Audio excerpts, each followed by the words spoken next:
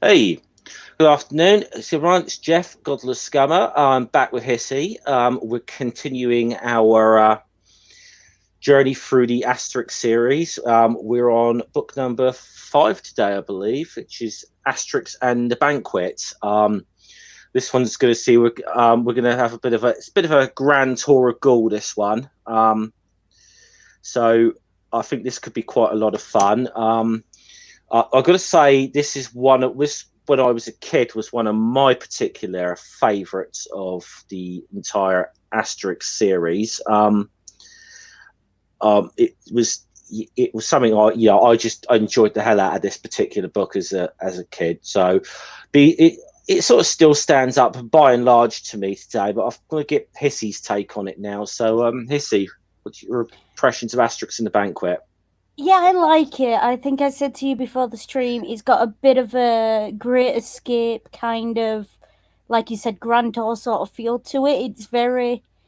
It's nice. What I like about this series so far is it's balanced, sort of more historical with just amusing, and Mm, they seem to alternate. And this is definitely one of the amusing ones, but it works so well, and it's a bit sort of wacky races to me. yeah, yeah. I'm just about old enough to remember the wacky races, and it's definitely got that vibe. It's vibing that very heavily. Indeed, it's got it's definitely got a lot of that about it. To that a little bit more on the slapstick side, and I sort of say that there aren't some good little puns and good little Latin and historical bits in it, but maybe not to sort of the extent of the one we did last week or the original Asterix de Gaul. Mm. So um, you know um obviously maybe one or two scenes where we'll give a trigger warning in advance, but we're not going to go through it all again in every single stream, but we'll always refer people back to Asterix and the Gladiator, because we spent probably a good 10 minutes or so at the opening of last week's stream on your channel, talking about that stuff and our take on it, and we don't want to have to repeat ourselves every single No. time. But we will give a little warning about some of the cartoons that, let's be honest, are offensive. But frankly, there's not too many in this book, but there is one or two that are, No, there's. I think you out of know, the whole thing, there's two panels, yeah, um, and I do have to say the the jokes in this one, are they focus on different areas of France, mm, and they're very modern jokes. But I do get the impression it's almost with affection. It does mm, feel like it's affectionate in the same way in Britain. If yeah, this was in Britain, they'd have gone to Yorkshire and met a Yorkshireman with a flat cap and a whippet, and they'd have found a Scotsman in a kilt, and there'd have been a Londoner sat on the train with his head down, that kind of thing. It's kind of meant with all affection. yeah, Um, but it's definitely written by an insider in France, I think, and you do get that yeah, impression on it. absolutely. So should we? Should we go to the opening page of this then? Yeah. I'll put that full screen for a second. Um, and it's rather peaceful at the moment at the one of the four Roman camper compendium, which is one of the four camps outside our little Gaulish village. We got there's a very high-ranking visitor, is coming. Wants to talk to the centurion, the inspectoral general, over anxious, which I love, and it's a good depiction of his character as well. Um, and he's like, the centurion sort of asking him, "Well, how's Caesar doing?" He says, "Well, he's fed up with the fact that he said that you haven't brought these Gauls in this little village to heal, so I'm here to lead your men." So so over anxious assembles the men. I did like this little one to begin with. We're Yeah, in, this one yeah, here. yes. It says we're entering the lists. hold the Gauls at bay, and it will be another bay leaf in Caesar's wreath. And the little caption there, so we would say another feather in his cap. Yeah. Which is obviously a little bit of the Roman crown was generally a laurel wreath. Triumphal crown. Yeah. Usually given to returning generals after they won a war as part of the triumph. Yeah. So yeah, very much a little joke there that actually fits. I do like this one. It may be a bit of pillium, but we prefer the sick lists. Yeah. Pilum, just in case people know, is the name of the javelin that the Roman legionaries throw. So these things are the points on them there. Mm-hmm. But yes, that's kind of what that is. So let's just go back full screen for a moment. But so they're being led against another attack against the Gaulish village, which by now the Romans, based around that, they know that this is just a pointless and futile exercise, and we know what's going to happen to them. Meanwhile, of course we do. Yeah. Now I'll put it. Meanwhile, I love this one. Meanwhile, yes, Asterix and Obelix are, it's all peaceful in the village, and Obelix is asking if they've annoyed the Romans because they aren't attacking us anymore, and said, but they decide to go out and hunt some boars. And it's just a bit, I think, where is it? I'm going to make this full screen. So in this part here, they come across the Romans in the hiding in the woods or whatever, and it's like find all goodies some Romans, and the way Asterix says, let's go and tell the others, and he says, "Oh, can't we?" Obelix says, "Can't we just divide them amongst ourselves? No one will ever know." And I love this one a bit about him saying, "Obelix, you're being very selfish. The others have their right to a bit of fun. Romans are common property." I love that. Yeah, it just amuses me so much.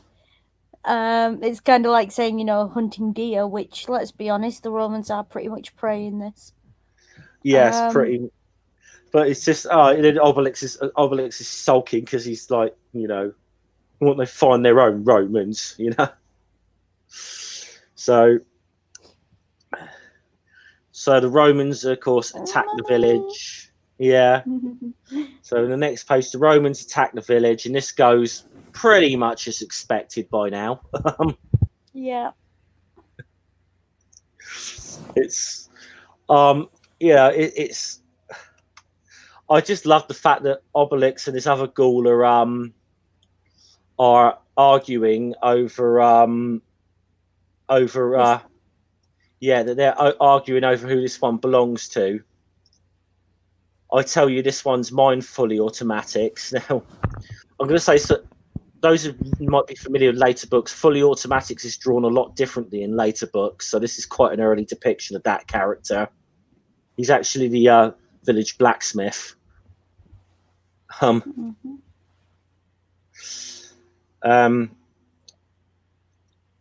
the Romans go back to their. So Romans are back to their camp, and over anxious decides, right, plan B, we're going to wall them in, build a massive stockade around the village so they can't get out. Says, we can't beat them, we'll stop them, we'll keep them from getting out. And I don't know if you want to explain this little one down here. It's just a nice little Latin joke down here, which is something you quite like. This joke, and I'm not going to try and pronounce it. You can read it there. I'll zoom in, because again, with the Latin, I'm a classical receptionist, so my Latin's just, I didn't come to classics until I was an adult. So, but this bit here, this quote, and if anyone does want to try and pronounce it, be my guest, translates roughly as, let me just check that. I've erected a monument more lasting than bronze. Now, this is funny because it's not something. The writer of this does this a lot. They use existing quotes that are already out there, and I have to say it's a great way of dodging getting the grammar wrong. Yeah. It's absolutely brilliant. It's hilarious. Everyone does it. Anyone who claims it doesn't is a liar. Yeah, I'll just say this is a quote by a poet. The Yeah, anglicised version of his name is Horace. And yeah, he was a Roman poet who actually would have been alive around about the time this is set. Although I think he'd have been quite young.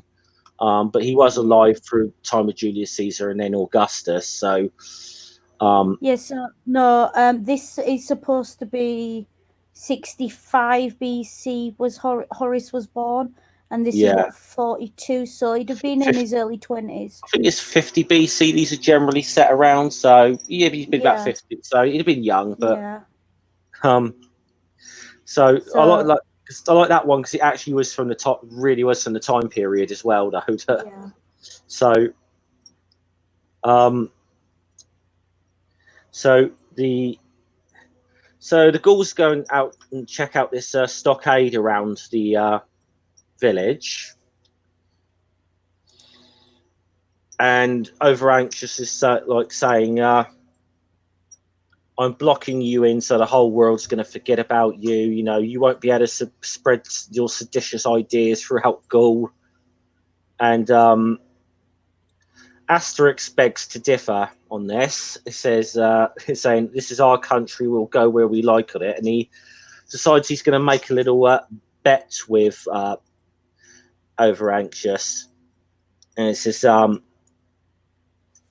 they're going to get out of the stockade, then they're going to go on a grand tour of Gaul, and they're going to buy they're going to buy local speciality dishes from all around the country, and then invite Over Anxious to a banquet at the end of this book feast with to them. feast with them to prove they're right. And then he loses. He's got to lift the stockade, and he agrees to this. And there's a little bit at the bottom of this page. I don't know if you caught it, Hissy, but there's a little callback to last week's book, and it's Yeah. Where and is it? this one, his quote with Obelix there, saying, when you go back the road, you give our regards to our old friends Callus Fatuus, Who which was was the the guy who tried to use them as gladiators. gladiators in the He last owned the one? gladiators, yes. I just want to find something before we move on to the next bit. So this book was in the early 60s. Mm. And the reason I say that is because, and I'm going to try and do something technical here, so it may not work, bear with me. Let me stop that and go there. And if you can just put this up on the screen, Jess. Yep, that's modern day France, I believe.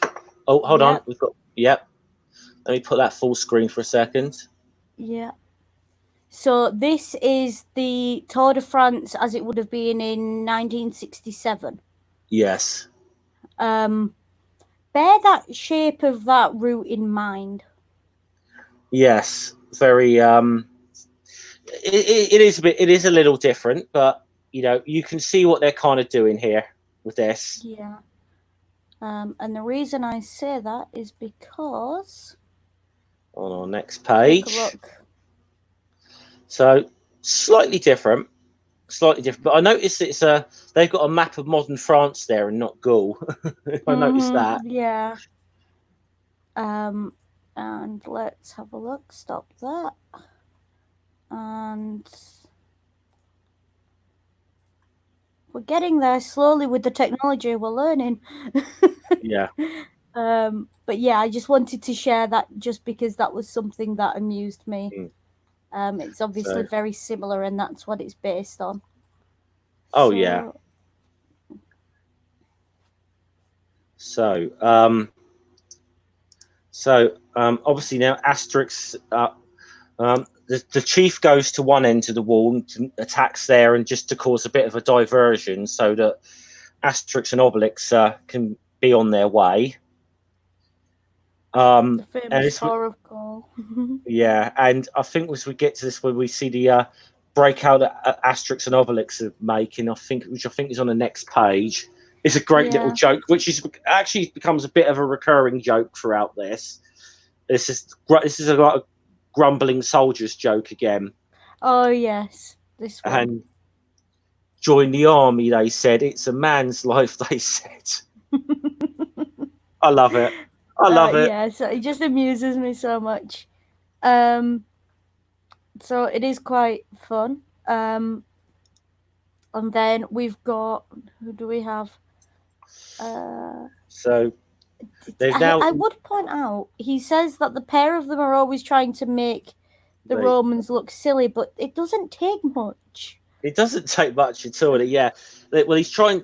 Over anxious doesn't know which of the two Gauls it is, and the centurion's like, "Oh, that'll be." There's no two ways, but it's going to be Asterix and Obelix. And he said, "Well, you remember Asterix made the bet with you, and Obelix is a." And he gives a description of Obelix, which Obelix is not going to take too kindly to throughout this book. So they're on their way now to, I believe Rouen. it's I think it's Rotomogus, which is modern day Rouen. I'm going to probably butcher some of the names of both towns in Latin and in modern French, to be honest. So, if I'm quite honest with you today, so this amuses me. This is supposedly like a national stereotype. yeah, That people from this area are a little bit wishy-washy, a little bit. I googled it because I was. So let's have a look. Where is it?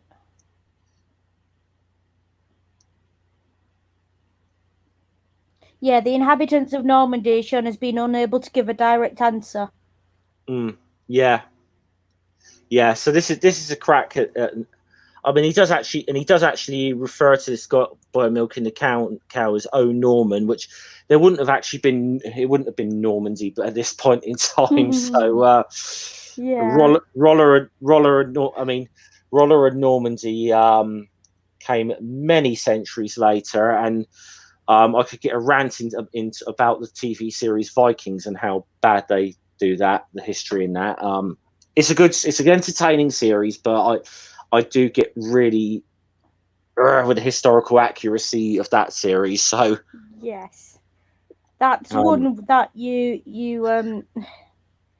do come to realize when you study the history of any particular society. After a while, you can't watch any modern media about it because it just irritates you. Oh, totally. It does.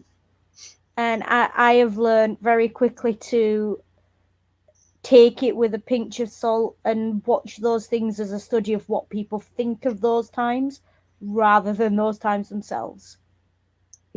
Hence, just all sorts of things going on. But then, so they get there. Oh, yeah. So you get don't to mind me being clumsy. So you get to Rodomogus, which is obviously modern day Rouen, and they Romans sort of chase after them, but Asterix and Obelix lose them. And I think here goes the whole. This is where we get the whole stereotypes that Hissy is referring to a little bit further down this page when the Romans start asking them for directions. And it's a whole, well, it could be, did you see them? Well, couldn't say for sure one way or the other. Could be they went this way, could be they went, could be not, I couldn't rightly say. Yeah. So there's that one there. This one just amuses me. This poor couple. Yes. Okay, they didn't do anything wrong. This. I love this. And off they come, and they're quite clearly they've got a blanket down. You can insinuate what you like from that. Yeah. And then in comes, rightly so, get off my boat. I rented it. I do like this one. Your wife is a real matron of honor. There's so many layers of pun in that when you understand Roman family units and Roman housing, Mm. and the role of women and the concept of honor or virtue, as the Romans would have called it, virtus. That is just a great. He doesn't realize he's just given that man the ultimate. The words gone straight out my head. The ultimate compliment. Yeah. Because to say that, it's just But I love the fact as well here that they're having a little dig at the whole like river cruises down the Seine, which have obviously been a thing for quite a few years. The river cruises from down to Paris or whatever. I stayed in Nancy in Normandy, which is about sort of roughly halfway between Rouen and Paris a few years ago, and that's definitely one of the places that they stop. So that they stop at is the river cruises, but they want to get Asterix and Obelix want to get there a bit faster, so Obelix is going to get out and push. Mm-hmm. So suddenly we got like a powerboat going down the Seine, and this guy's terrified. This is supposed to be a romantic cruise. Mm-hmm. And then I love this poor guy fishing down here saying these outboard motors are ruining the fishing. I do like this comment from Obelix as well. Not too tired? Oh no, the cruise down the river is very restful. Yeah, I love it. Now now they're in Laetitia, which is modern day Paris. And if anyone's ever been to Paris, you'll recognise this image in particular. Yes, and they also kind of referred to this in one of our previous videos in Asterix and the Golden Sickle, where they spent a lot of the plot and they're saying, and it's like, oh, they haven't sorted this out since the last time we were here, Which was yeah. And underneath it, though, there's a brilliant little panel that makes me chuckle. You got this guy with this tiny little miniature horse and tiny little chariot. This is these minis can nip in anywhere. Yeah. I mean, he's got a mini, and then in 10 years' time, someone else is going to drive down with a Fiat 500. Yeah. Also, spot the puppy. This amuses me. This puppy pops up a lot in this story. I was gonna leave that. Actually, I was gonna leave that to the end just to see if you picked up on this, Hissy. Yeah, no. If there's a dog in the scene, you guaranteed I've spotted it. I'm a dog person. But this puppet just seems to decide that he does essentially, he follows them. Yeah. I mean, he's quite clearly got a prime spot right under the butcher stall. Yeah. But they're going to buy ham here in Paris, so it's like you can see as well that if you actually Google some of these things up, that that they are based on sort of like modern specialities of that, because it's like it was called Prince de Paris ham, and so on.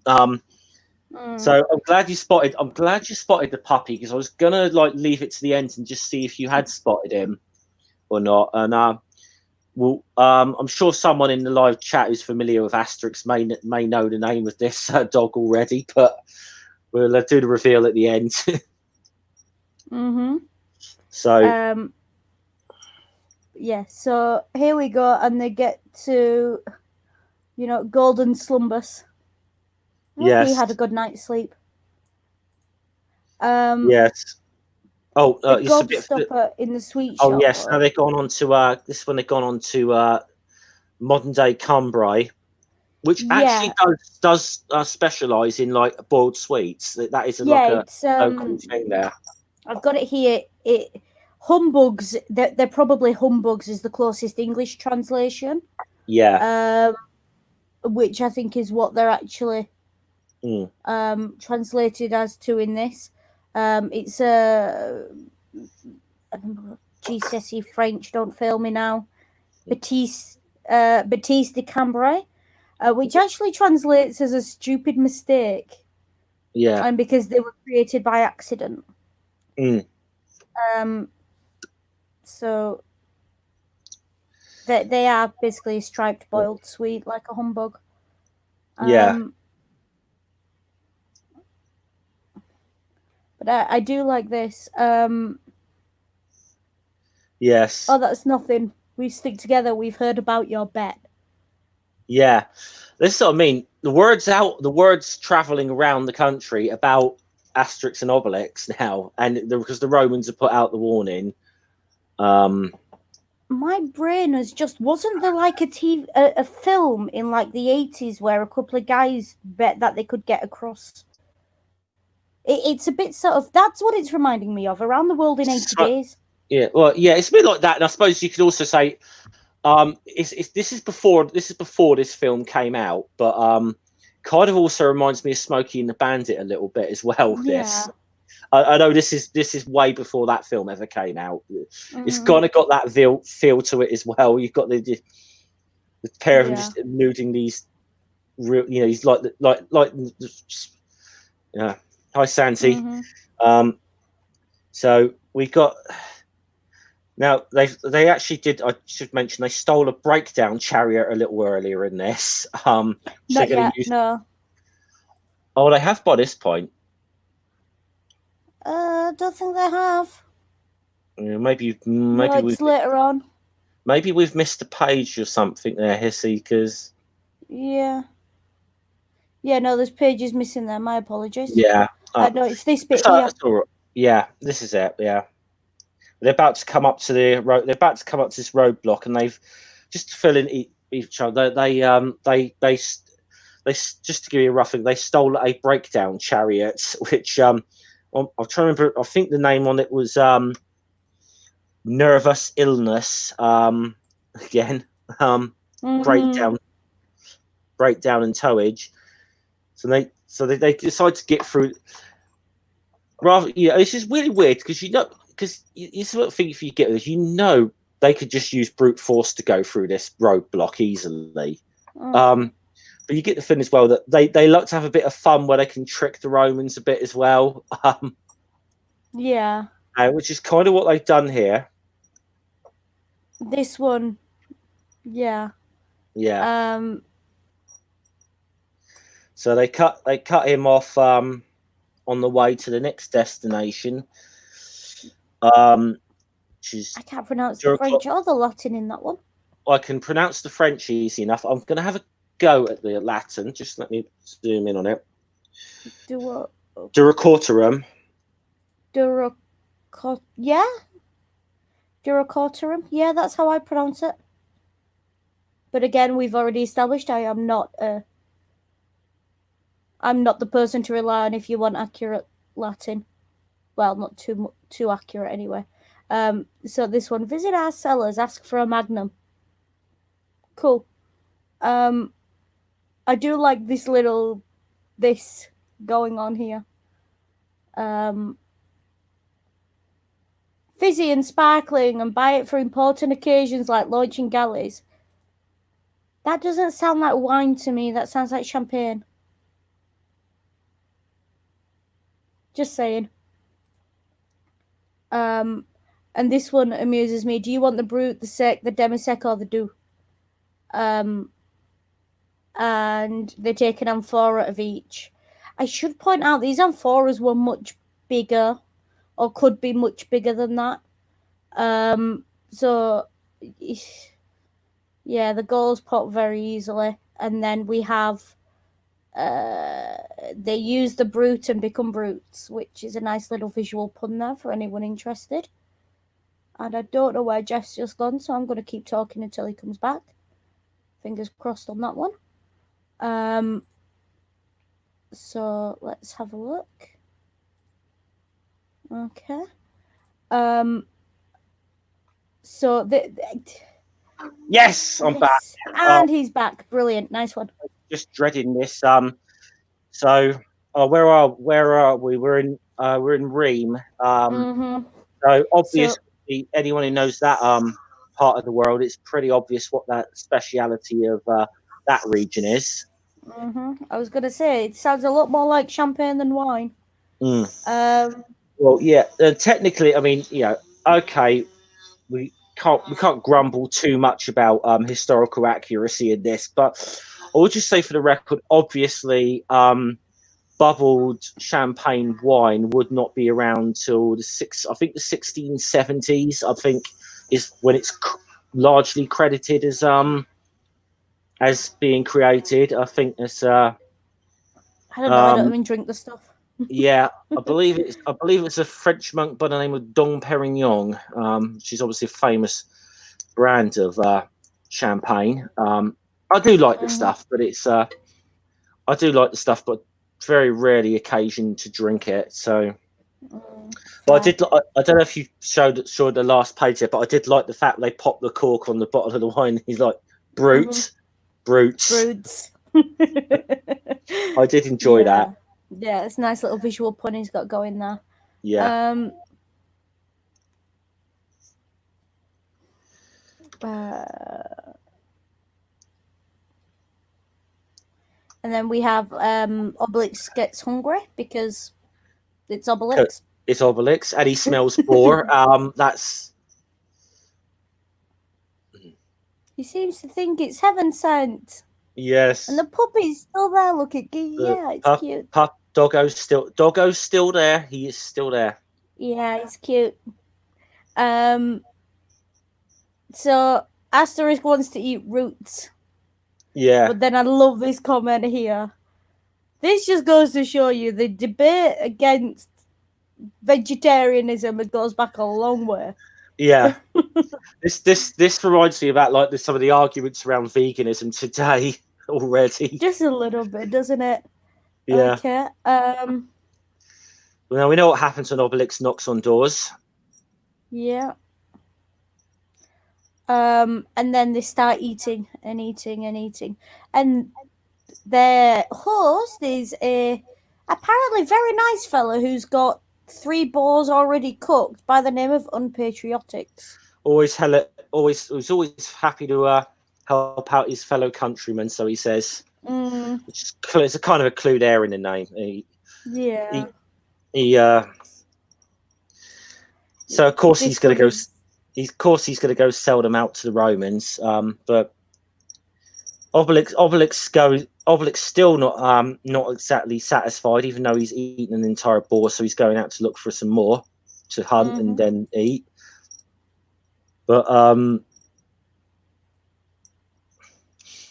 so what happens is the Romans turn up, they catch Asterix, and he doesn't quite have enough time to get any of the potion down him, so he's kind of stuffed for the minute. And now poor Unpatriotics realizes they only got one of them, which means he wants to get out of here quickly until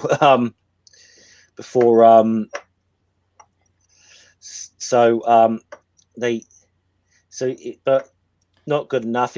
Obelix catches him and he admits he sold Asterix out. And this is a very yeah. This feels a bit sneering, does this panel? Underprivileged environmental situation that caused him to do it. It feels a bit sneering and a bit elitist. A little. You know, I also think it's sort of like, it is. I suppose it's kind of the societal defense kind of thing, even though it's. But he's clearly just making a. But I like you know, he says, "What's the town called?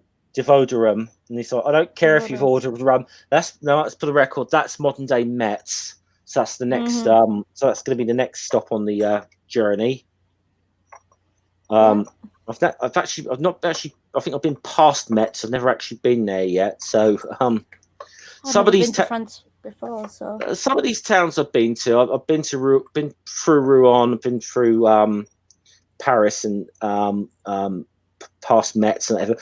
Not much, but I've got to be honest, not much down in the south of the country I haven't really been into. So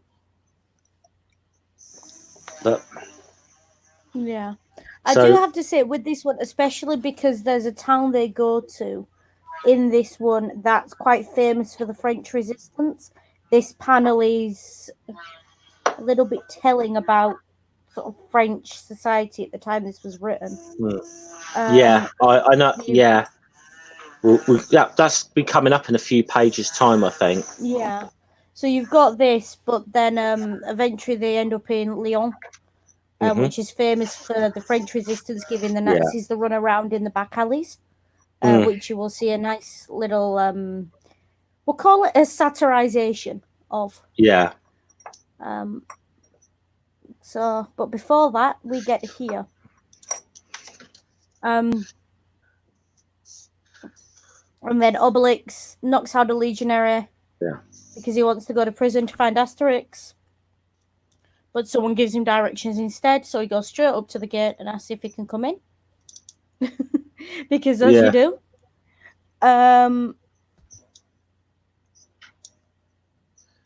Yeah, I'm actually just checking. I'm actually just checking something on whether Lyon was actually put under the like Nazi bit, or if it was under the Vichy regime. But it was still very famous. I've got a feeling it was part of Vichy France, which is those who don't know that. Oh my word! I cut out for a second. Then I was like, not again. Oh no, you're there. I can hear you. Oh no, it's like it's clear. So if I do cut out again, just try and keep the thing going, because it usually cuts out for a little bit. But I've had this issue when I've been on Dave's stream a couple of times. It's a bit frustrating. Yeah. It has a funny 5 minutes every so often, the internet here. Yeah. So yeah, I think that Lyon was actually in it was actually part of Vichy France, but still, those were I was going to say, those who don't know, those were the French regime that kind of collaborated and ran southern France for the Nazis during the Second World War by Philippe Pétain, who ironically before the Second World War was a big national hero in France, and I think he's pretty much a reviled figure now. But I do like the fact that he breaks him out of breaks him out of prison in Metz here, and how they decide they're going to get to Lugdunum, which is Lyon, and I got a kick out of the next couple of pages for some obvious reasons. This one here, come on, Mr. Poster. Yeah, well, first of all, if you actually Google, I'm going to see if I can share this.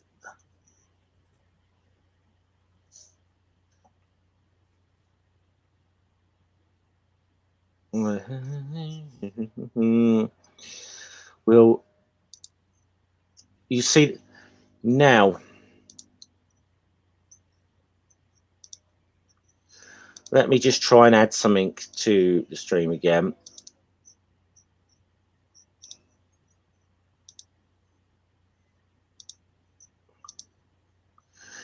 That there is the logo of La Poste, and you can see which is the French postal service. You can see if we go back to the wagon there, you can see they're having a bit of fun, and you know that logo that I'll show was the modern version of it, so it's probably changed a bit since then. As a postal worker, I can kind of get some of this, but obviously it's obviously in one hand the Roman guy who's running the post is being a bit of a job's worth or whatever. You don't hitch rides to the postal service, but which you wouldn't anyway. You know, you just wouldn't. We're not in the business. You don't give people lifts. But so they obviously he ends up bound and gagged in the back of the wagon, and postman's knock. Yeah, love it. They're walking into the lion's mouth, and the way they spell Lyon is in Lyon as well. So Lyon's mouth. Yeah, I enjoy it. I get a kick out of this, little things like this. But as I said, you can see with this book though, this far more maybe digs at modern France than like ancient jokes in this one. And And this is where I think around here This is brilliant. mm, Sorry, just I wonder if the postman needs another stamp. He'll be all right till someone delivers him. yeah, I love it. I get some. I like it. So they go in, obviously, break through the initial blockade or whatever, and then they get a little help in here. And this is what Hissy is going on about. We have the leader of the Gaulish resistance in Lyon here. There's an underground. I do have to say again with the Arc de Triomphe. Yes. Yeah. It does appear quite a lot. Yeah. Jelly Babix, the head of the resistance movement. Oh yeah, I like again. So this puns is galore. Yeah. So essentially, they lead the Romans round on a merry dance, and get them lost. Now, what I really enjoy is this Hansel and Gretel moment. Yes. Oh, where is it? So the Centurion. Just for the record here, the Centurion. He decides he's going to leave a trail of pebbles going into there, so he doesn't get lost. Well, it's the prefect thing. He decides he's going to leave a trail of pebbles so he doesn't get lost. And it actually says in the panel, it says, an idea latent to taken up by a famous teller of fairy tales, which goes to show that imitation is the sincerest form of flattery. Yeah, and of course they're talking about the Brothers Grimm there. Yeah. Who, ironically, they're ripping off, but I like that little. Yeah. But when you get down to it, they're getting at the bottom panel here. I love this. Asterix and Obelix are on their way. They've been given some meatballs, which are the speciality of Lyon.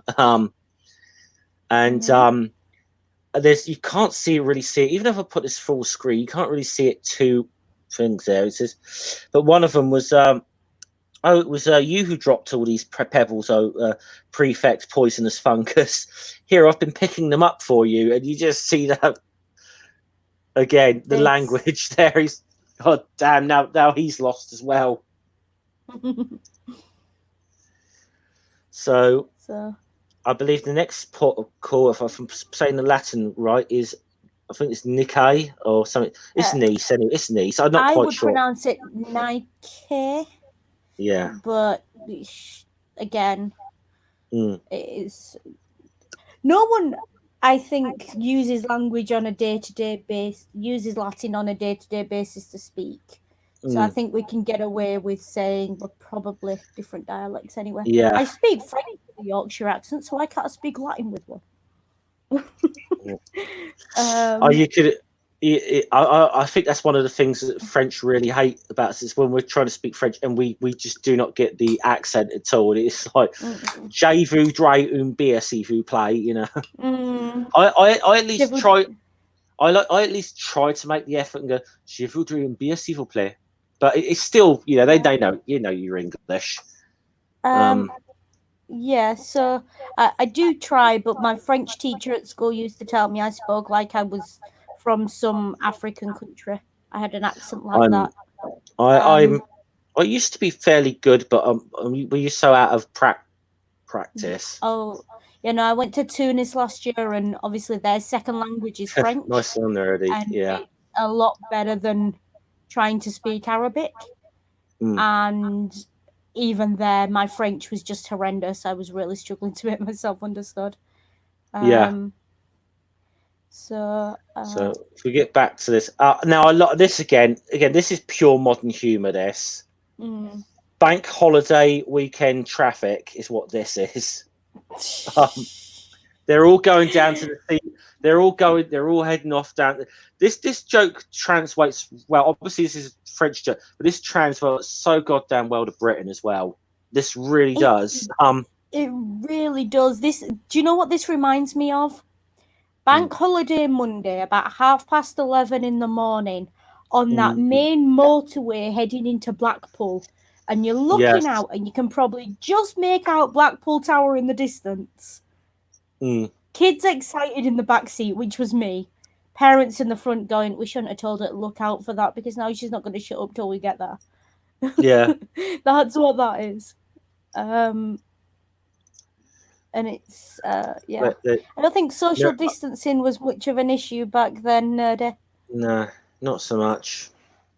But I do love it. And you're seeing these people in the carts get into a fight. I love that. You get out of that car, old man. It's just like, he said, I've been in the army, I'll have you know. I fought with Vercingetorix at Jagovia. I love it. This is brilliant. I love the fact that I love the fact as well that these Leticians are crazy, which is, instead of these Romans are crazy, it's these Parisians are crazy.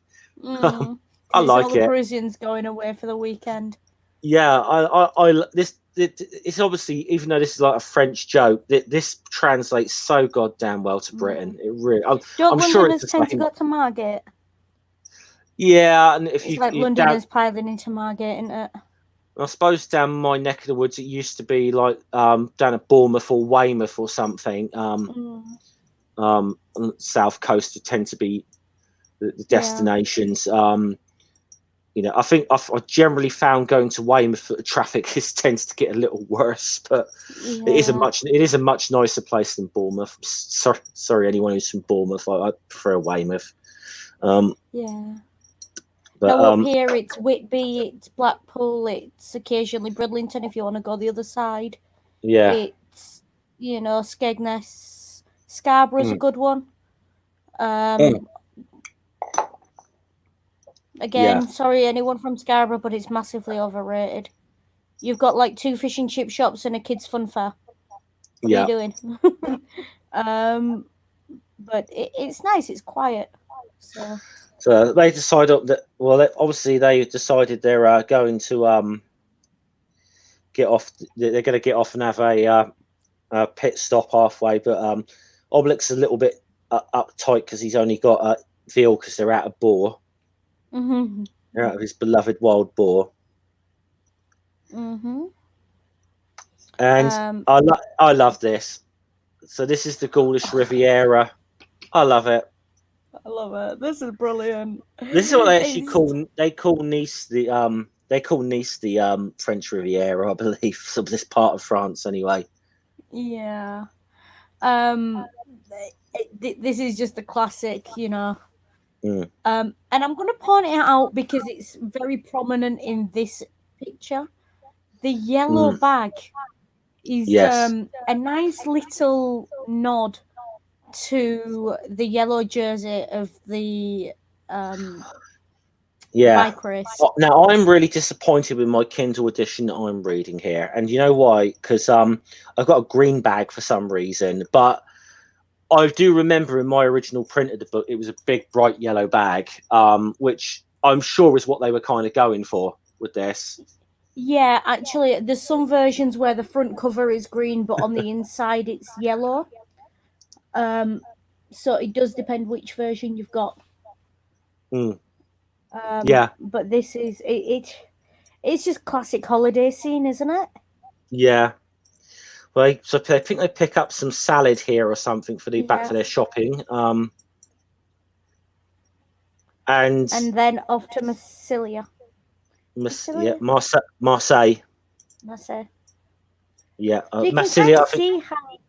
think Marseille is the you can see it with something. Marseille is the kind of Gaulish or the Roman name they're giving it. It was modern day Marseille.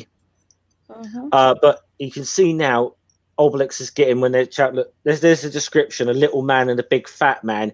He is starting to get a bit annoyed with this big fat man.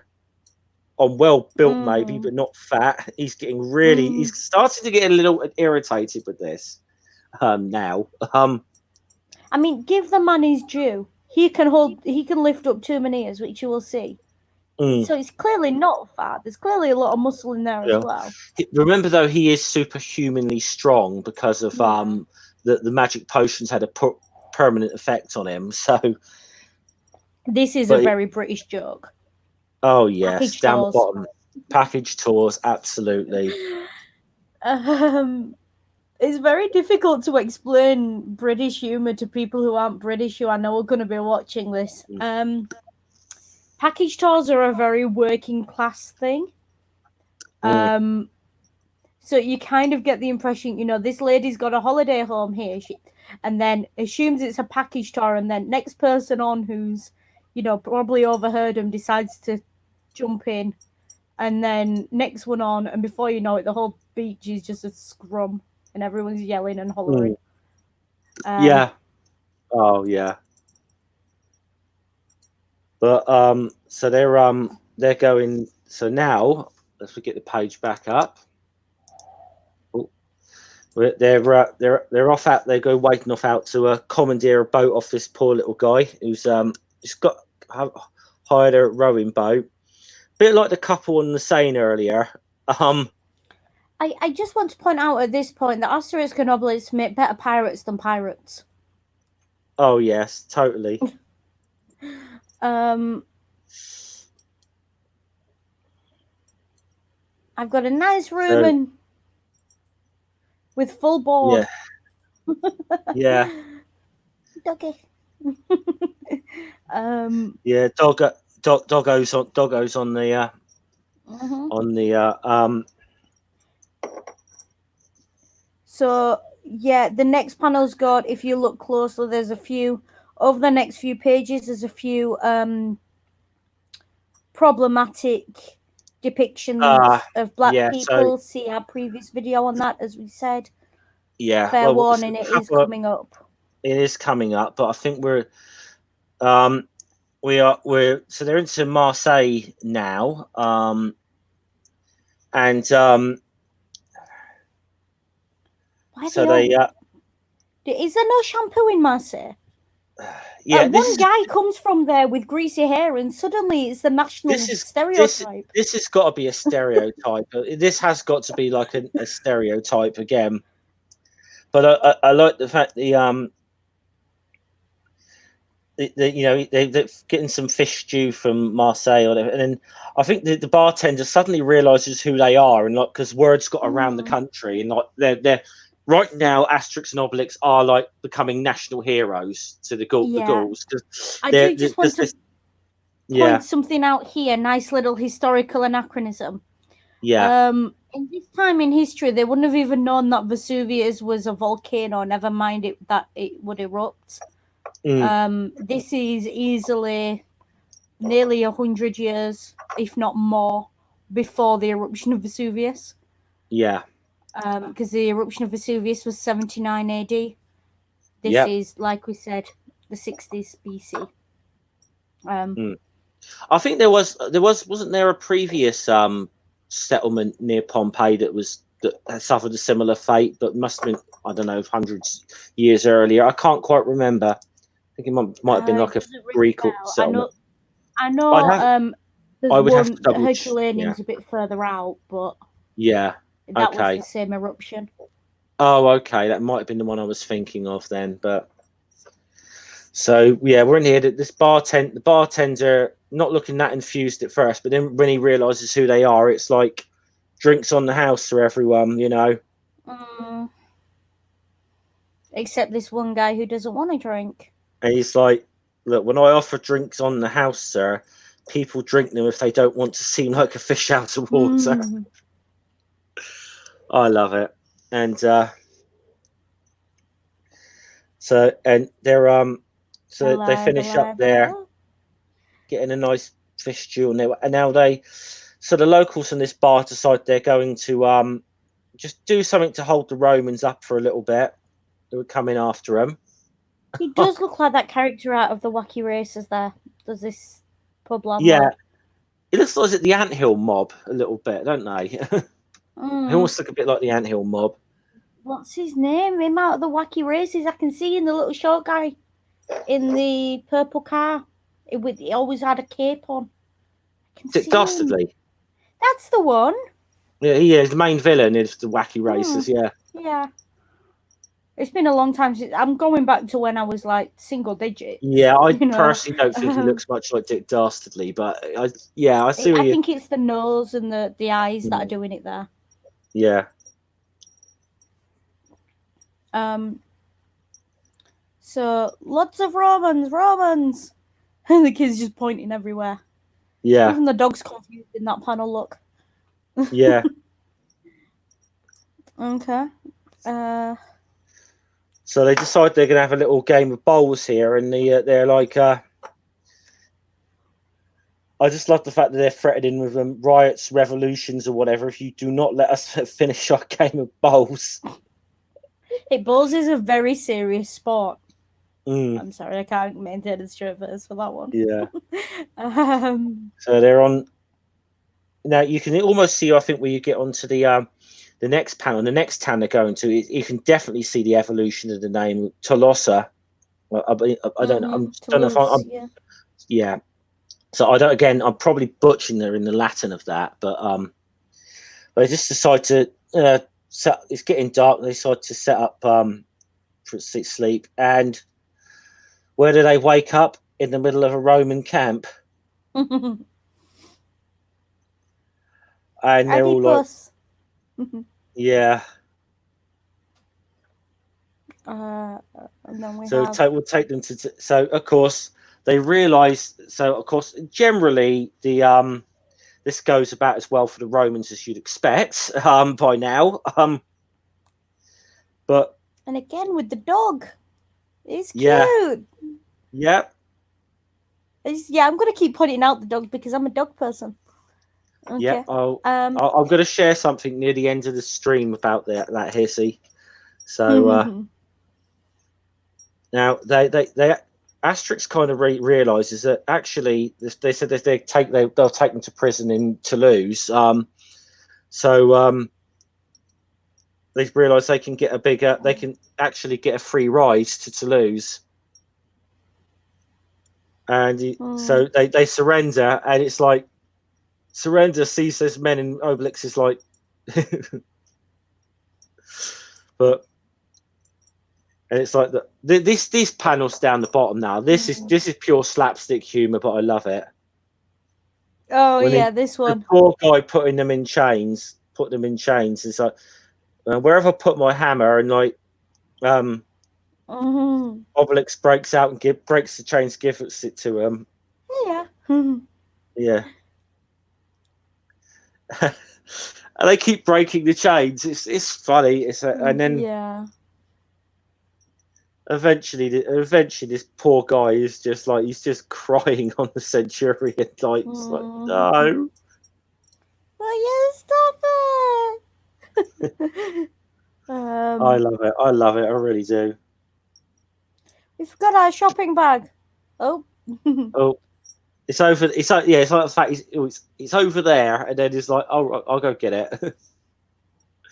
This is a great joke, is this? Because traditionally prisoners would have walked in front of the cart rather than being carried. But the dog's having fun. He's enjoying the run. Doggo is having fun. Yeah. Yeah.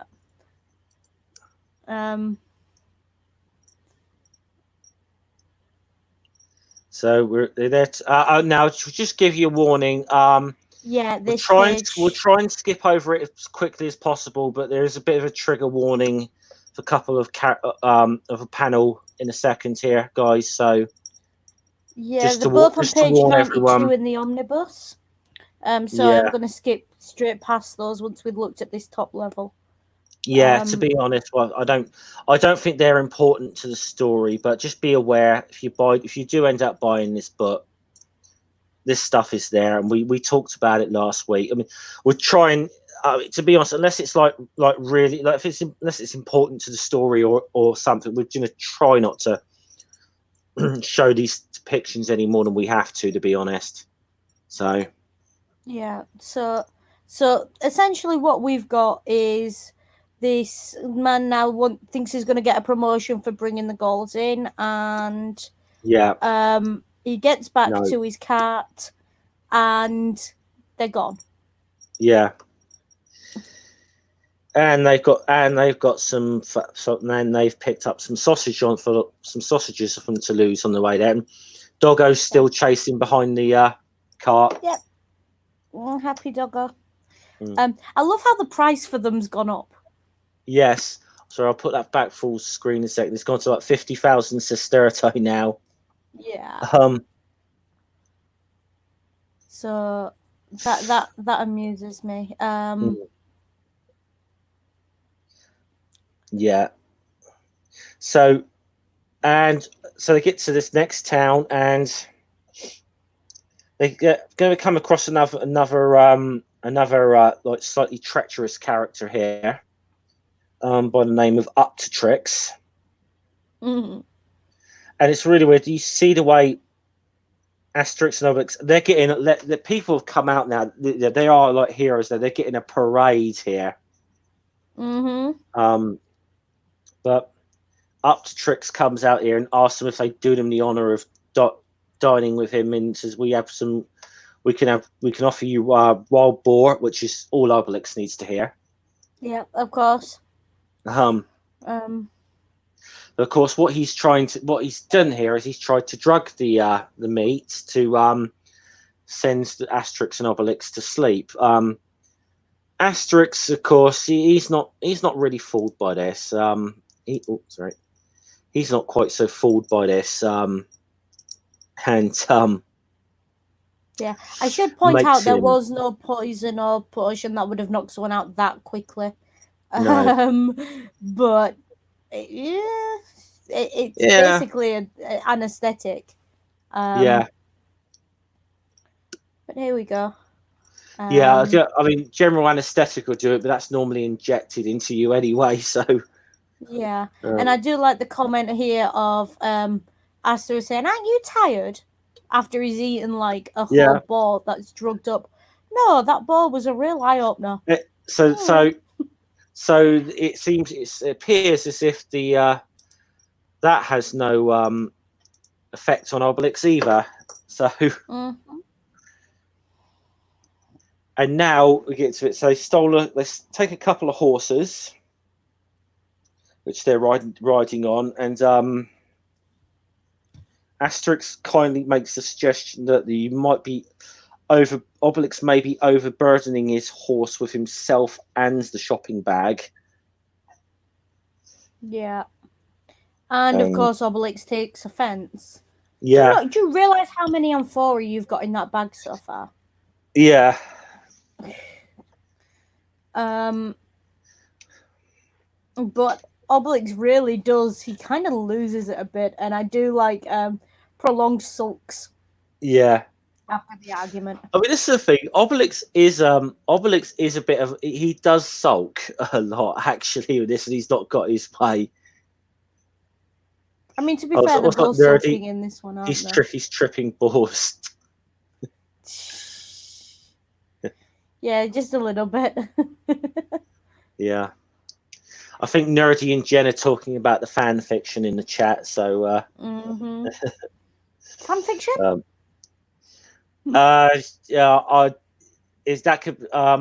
Allegedly Nerdy is writing some fan fiction that certain people in the community may be around, but I've got a feeling a lot of it revolves around Math Pig, but I don't think we need to go into details because it's pretty. I've got to say, I think it's erotic fan fiction. Oh, of course it is. Never mind. Yeah. I mean, I love this community to death, but not that much. Yeah. Anyway, moving on. The horse finally gives the whole thing. And we've got a couple of bandits here. I do love the idea of Obelix holding his horse up. Yeah. Oh yeah, I just like I said, he's just tired. He needed a nap. The dog's cute, but it's not a great guard dog, is it? No. Okay. I do like this one. The hen wigs. But if you notice something, they haven't even noticed the dog yet. Have you noticed that? I have noticed it. Yeah, it's quite fun actually. Yeah. I do like this song with the old, with the rooster and that. So, oi, wake up, cock-a-doodle. You got What? work to do. By the way, roosters are very much a sort of French. That's kind of a bit of a French thing. You ever look at like the crest on any of like the French national sports teams or anything like that, like the rugby team? It's generally a cockerel on there. Mm-hmm.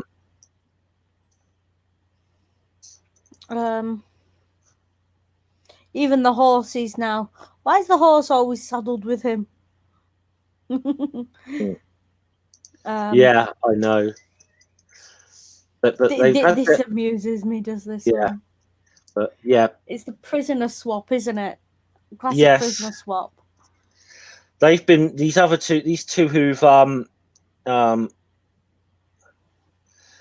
these two who've been arrested now, who stole the bag from them, who the Romans think are Asterix and Obelix. They said, you fit the description, little man and a big fat man carrying a bag, and then Asterix is desperately holding him back here. He's like, I'll teach you to go on about big fat men. I should point out our highwaymen are known as villainous and unscrupulous. Yes, they're Roman highwaymen. So the Romans they're going to they've announced they're going to publicly execute. They'll be put on show. I don't think they're meant to be executed. I just think they're meant to be sort of put in the stocks. In the town of Bordeaux, which is Bordeaux, which I'm going to assume that the Burgundy kind of originates from that Latin as well, because that's obviously the fact that we know obviously Bordeaux's speciality is wine again as well. So so these two outlaws desperately pleading their innocence, and Asterix and Obelix turn up. So they're telling the truth. And once again, it comes to a big punch up with the Romans. You know how this is going, but I love the whole thing when they say about get the bag and like the legion. Where is it? I think it's on the top of this panel there. He says, "Bag legion, bag those men. Caesar needs his diplomat for his diplomatic policies. Hence the expression, we had the diplomatic bag."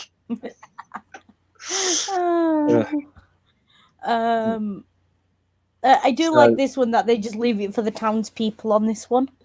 Yeah. Excuse me. If you've ever tried to fight your way through a crowd, excuse me. Yeah. Some oysters. I do like this comment. They're all right, but you can eat a boar even when there isn't an hour in the month. Yep.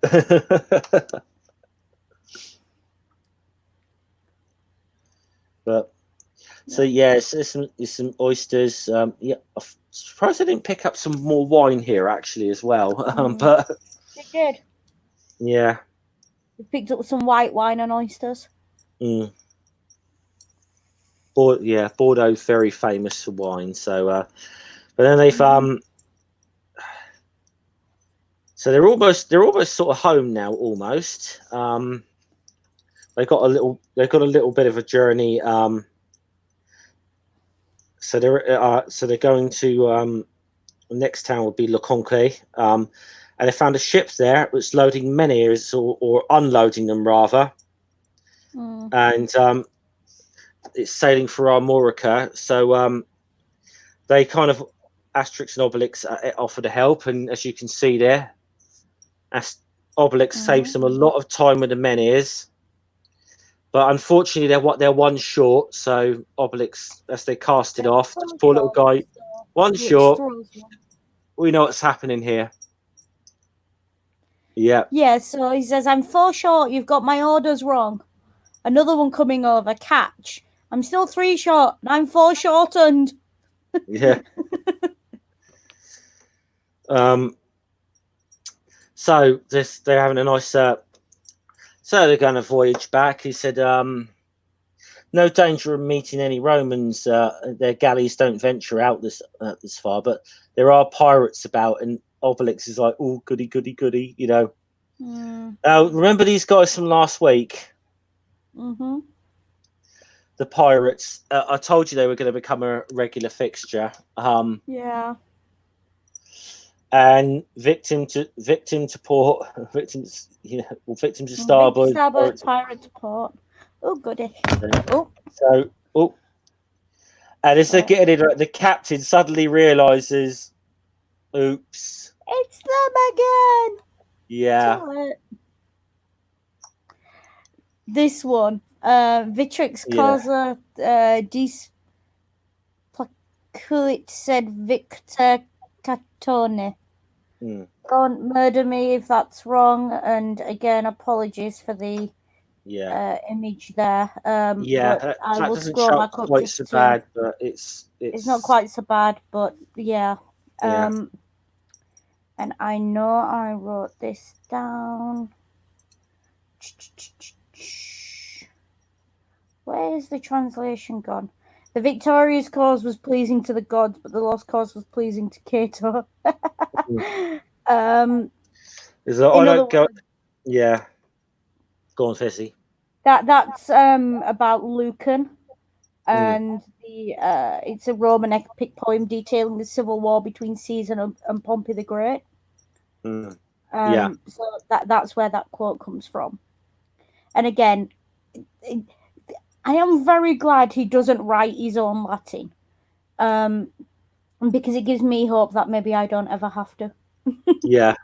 I probably do, but I will be honest. Most of these quotes, when I see them, I do just Google them to find out what the translation is. And Now I've realised he's not writing his own. generally, you'll find when I've googled them, you generally find they're a famous quote attributed somewhere to someone, Mm-hmm. or so pirates obviously, yeah. So they're getting back to they're getting back into Amorica now, and they decide to help stash Asterix and Obelix in some sacks or whatever to help them hide when they get sneaking through customs effectively. And you see this, the poor little guys give the job of being given a carrying Obelix. Mm-hmm. And he just said, God, he's fat, and he's like, no, Obelix is getting very, very tired of this now by now.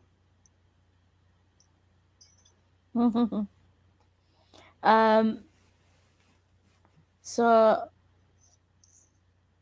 I like this one. Did you know you're talking to our shopping bag? And then Yeah. this one, which again, nice and traditional military scene there. Patrol halt, number off 1 to 4. Which they do of course they do in Latin. And there we go. And obviously, what chance do 4 Romans actually have here? Not a And cat in hell's chance, but there you go. yeah. And there's a Roman galley there that just decides they're just getting out of this.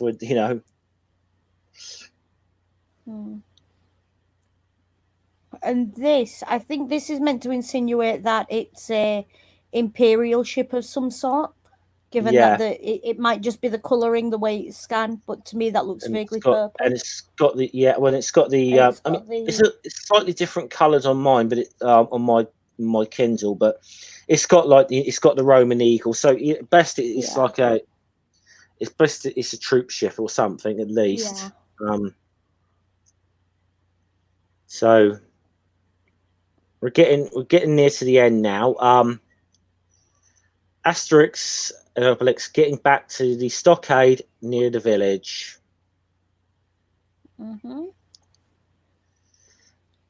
Asterix obviously polish off the last of the potion.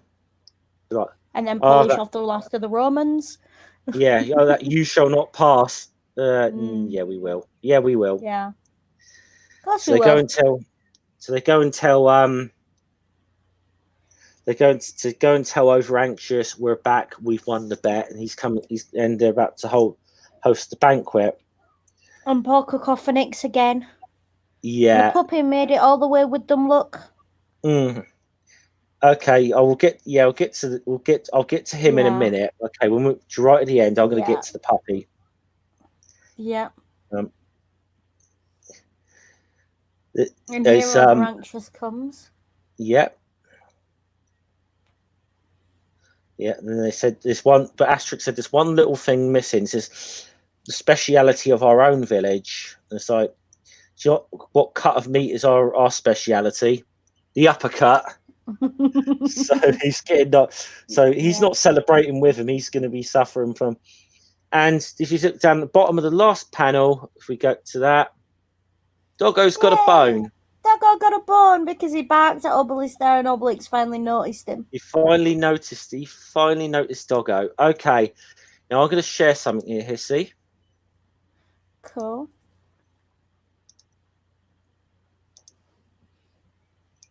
And we'll make him full screen if we can. Oh, he's a bit small there. He's a wee bit small on that one. We can make him out. Yeah, I'm going to see if I can find another picture of him, actually. But, well, where are you? Let's try this one. I mean, we can see him pretty clearly from there, to be fair. Yeah, that's it. This right here, and you can see here, this is a later drawing of him, but he's drawn a bit differently in this one. This is Dogmatics. This is going to be Obelix's faithful little pet, and who's going to be him and Obelix are going to become like inseparable. That from now on. This was introducing Dogmatics to the equation. And he is effectively he's more or less is a character in this. And I mean, there's some good little jokes of we'll get rid of that. There's some good little jokes of him Obelix teaching him how to fetch menhirs and stuff. So that should be fun. That looks like it's going to be fun. But it also, I think it also helps play into the fact that what a big softy Obelix is at heart. You know that he's got this tiny little dog there. He's inseparable from him. Definitely, the good character always has a dog. Yeah, and he's not shy. He's also not shy about biting a Roman or two as well, when it usually on the backside. Again, taking after the Gauls who seem to have adopted him. Yeah. Well, I love the fact in a way that I thought it was such a great way to introduce. Because I didn't when you first told me this, I didn't realise this is how Dogmatics was getting introduced. But the fact you had this little dog, so I was just going to actually leave this to the end just to see if you picked up on the little dog, because he can be easy to miss him. It can be, and I do have to say, the first time I read through it, I'd generally skim over for the plot, then go back and reread in depth. The first time I spotted him once or twice, and I was like, "Hey, where did this dog come from?" And then I went back and I found the first sighting of him, and he's very he appears a lot, and he's sort of, I made a bit of a game out of it, spot the dog, which you kind of can. And it's fun. But yeah, so you're going to notice him a lot more in the books going forward now. That's Dogmatics, which again, brilliant name. Oh, there's a point. Jen said, "Why didn't they give the horse Obelix was riding some potion?" I have no idea. Because then it would have left France, come to England, and won the Grand National. Jen sent us one here as well. It's a bit more of a. I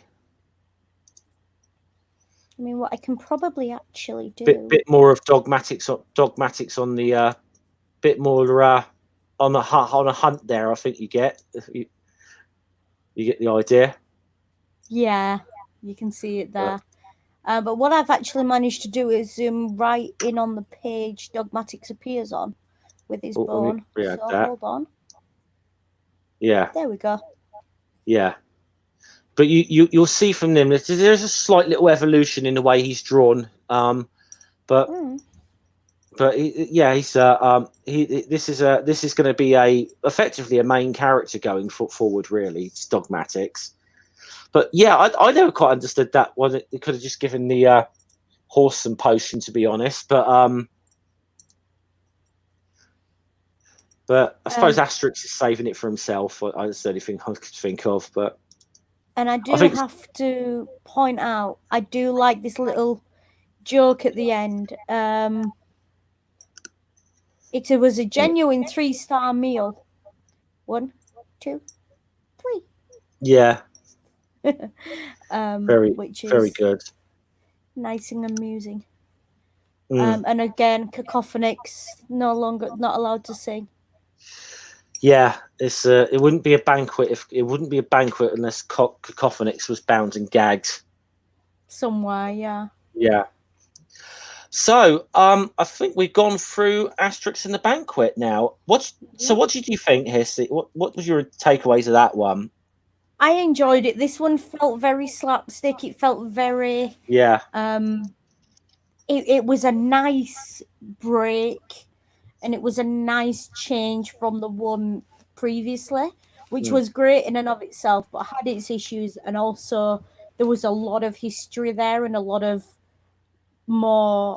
I'm going to say highbrow because I can't think of a different word. More sort of highbrow humor. Whereas this, you kind of don't have to think about it too much, and that's nice. Yeah, it's nice that you can just look at it and get the joke, and it's there. I like the fact that there is like multiple levels of humor in this. I mean, like I said, you could see that as a kid. You're gonna like the slapstick and the cartoon violence kind of thing. With this one, like I said, this is clearly there are a lot. There's obviously a lot of local stereotypes in France, and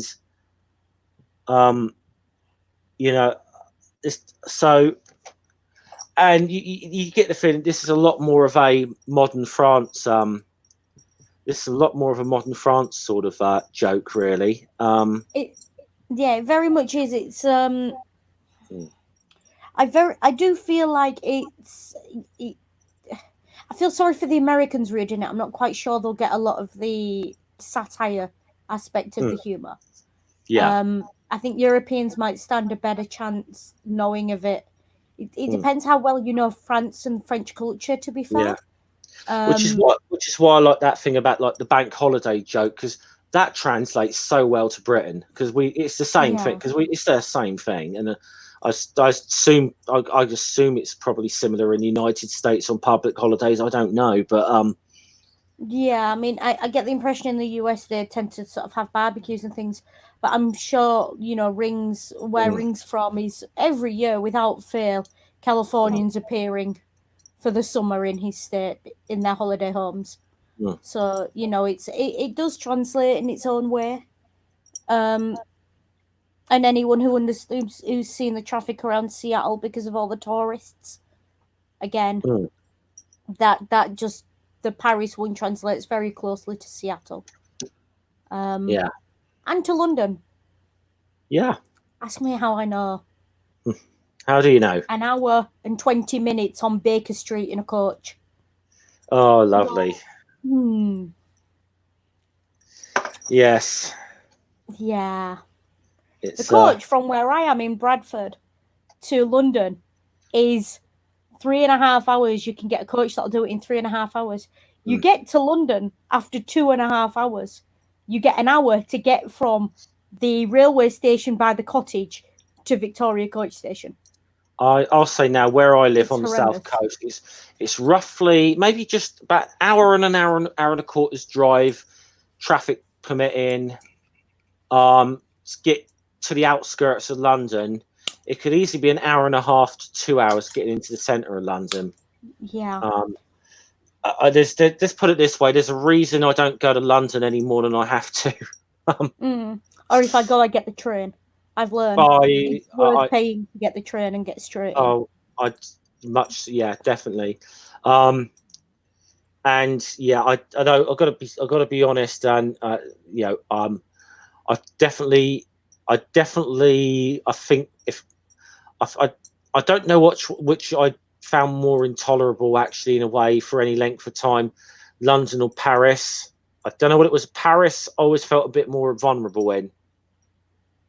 Yeah, possibly the language barrier does that though. Yeah, but it's also like, especially traveling on the metro. I mean, it's pickpocketing is an issue there. Yeah, It is an issue, but I'm sure it is on London's. But it is definitely, and I was told it was a problem in Rome. I mean, I met people literally on the underground in Rome who were tourists, American tourists, British tourists, who were saying, "I need to find a policeman. I've just had my bag snatched." But there was no sense of that vulnerability when I was there. And the underground on Rome is very. It's literally just across the city. And it's known for it. But again, all the big tourist cities are going to have that. But I don't know. I've never been to Paris, so I couldn't tell you. It's on the list. Yeah. I mean, it's to see it. It's worth. I mean, I'll just say though, if you, I'm going to say from personal experience, if you do have a fear of heights, maybe mention that before you start going up in the lift in the Eiffel Tower. Yeah, no, I've been up to Blackpool Tower, which is what happened to me.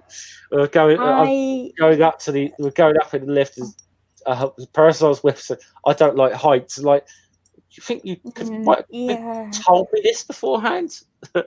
Yeah. No, Ring and I, when we were first together, went to Blackpool and went up Blackpool Tower, and I am horrified by heights. They literally, and this is what happened when you go up to Blackpool. You get to the top level. There's a bit where it's plexiglass, and you can walk out onto it, and it looks like there's nothing under you. And I literally looked at this and I was like, I can't do it. I knew the glass was there and I could see other people on it. But my brain was just like, no, you'll fall. And I stepped onto it and my legs turned to jelly and I literally crashed to my knees on it because I wasn't convinced my legs couldn't hold me up. I was so scared. Yeah. And actually that helped because as soon as I realized, actually it's solid. I can, So, somehow in my brain, crawling out onto it was safer than walking onto it. Yeah. I don't know why. Yeah. And I'll just say that, I mean, the Eiffel Tower is at least 1.5 times taller than Blackpool as well. Yeah, to the top of it. It absolutely it is. It's I believe you. I'm just like I can't do that. No, but you don't. But it's one of those things you don't actually realize how tall the Eiffel Tower is until you're up it. You don't, because you can see it up close. You think it doesn't look that bad. When you start going up it, I think you do, and when you get, you sort of do start appreciating actually how tall it is. So maybe I suppose I should have been not been quite so hard on the person I was with, but it's that fact we just got into the lift and before we'd gone there was, I don't like heights. Like, this isn't a good. About an hour ago would have been a good time to mention this. Yeah. No, I mean, I noticed it when you look up at, again, I'm going to talk about Rome. Yeah. You look up at the Colosseum and it's so tall it looks like it's going to fall on you. Yeah. But, from a few steps back, it don't look that tall. No, you get in there and you look out the window and you're just like, oh, you are grateful for that wall, for the wall and for the stone gates that are on it because, yeah. I've never actually been in the Colosseum. I've had a walk around the edge of it, and I've been had a walk around the Forum, but I didn't get the chance to actually go in. So maybe when I go back to Rome, it is worth going in, but it's jam packed. Yeah. Again, that traffic joke translates to any major tourist city. Yeah. Like by a country mile, it just translates really well. Right. So, okay, well, I think we keep bringing this to a close. Ring's going live in about an hour and a half or so, isn't it? I think it's about 4 p.m. Yep. So Ring is doing Star Wars again. He's got it scheduled for 4 o'clock. So be there. Enjoy. Yep. So, let me just quickly put a link for that in the chat. Yeah. Or Jen's there. She co-hosts. She can do it. Yeah.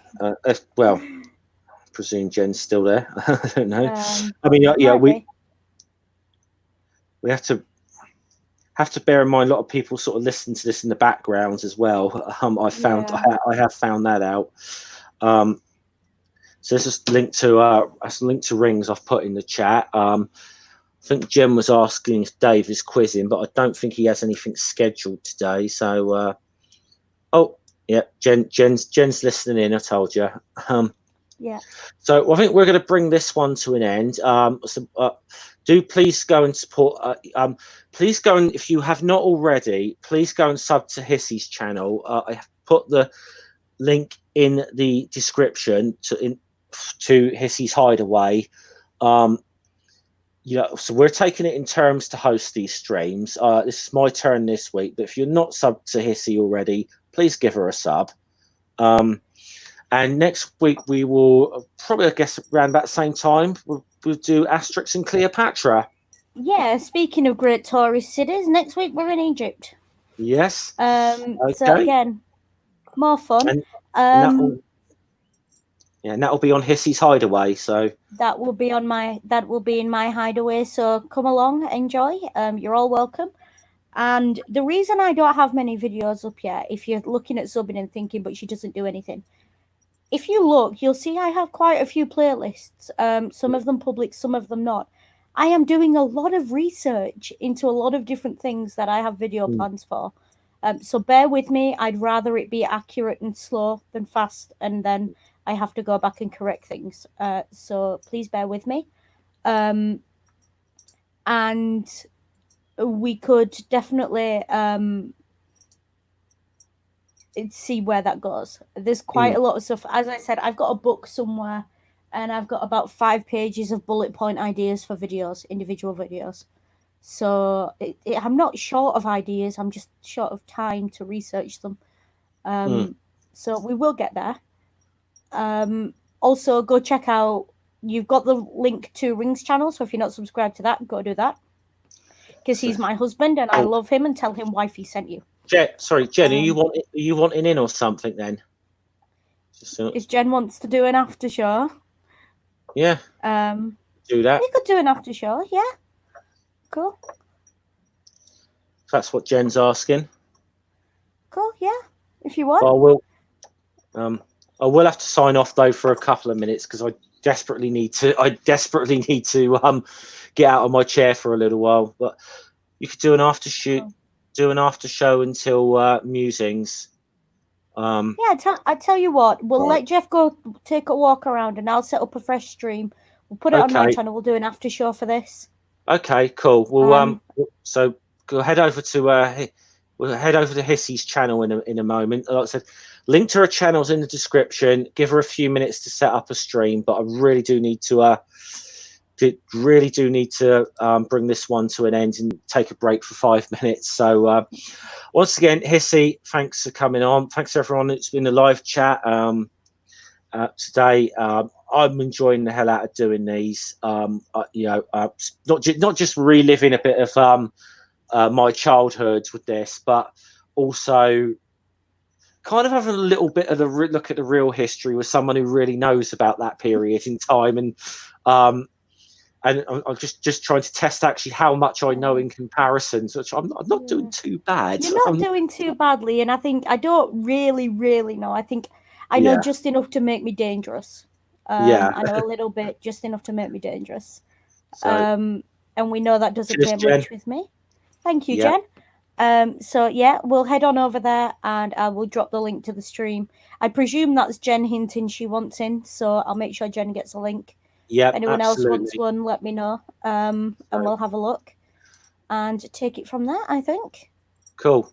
We'll see you over on Hissy's channel in a few minutes, and then after that, One Rings stream. So cool. And as always, if you can't make it, that's absolutely fine. But in the meantime, take care, be good, and if you can't be good, always be careful. Salute.